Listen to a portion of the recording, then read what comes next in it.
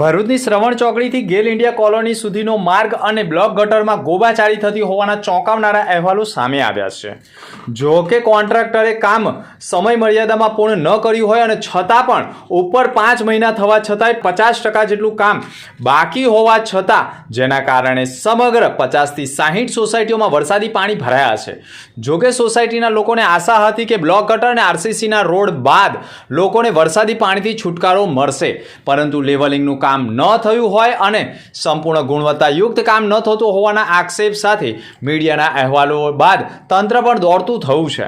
જોકે પ્રાંત અધિકારી સહિતના અધિકારીઓએ સ્થળ નિરીક્ષણ કર્યું છે અને અનેક વાહનો પણ ફસાયા હોવાના અહેવાલો સામે આવી રહ્યા છે। સંપૂર્ણ માર્ગ ઉપર મોટા વાહનો ફસાતા હોય જેના કારણે નોકરિયાત અને શાળા કોલેજે જતા બાળકોને ભારે હાલાકી ભોગવવી પડી રહી છે।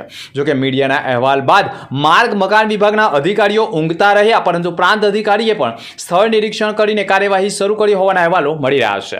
પબ્લિક એટલું બધું હેરાન ને એટલું પરેશાન થઈ ગયા છે અમે લોકો 15 દિવસ અમે તો કહ્યું છે આજુબાજુ જો કોઈ મેડમ તમે આ વાત અમને કહો ને અમે મહિના પહેલા કોન્ટ્રાક્ટર તું બંધ કરી દે, અમે અહીંયા ઉભા રહીશું, બે બાજુ રસ્તો બંધ કરીને કામ કર।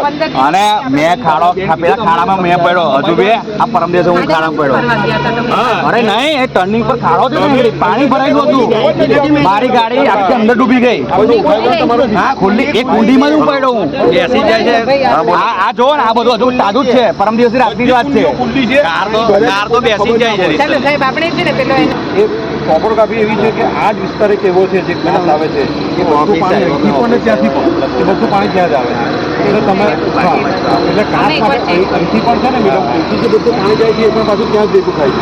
એટલે તમારે ગણમીય કાંસને આજે નહીં તો કાલે પણ ડેવલપમેન્ટમાં તમે અને મૂકો, તમે આ યોજનામાં મૂકવું પડશે તમારે, કારણ કે આ વિસ્તારમાં નહીંતર કોઈ ઓપ્શન જ નથી પાણી નીકળવાનું। પહેલા સાહેબ કેવું હતું, પાણી અહીંથી અમે પ્રેશર બી મળાયું,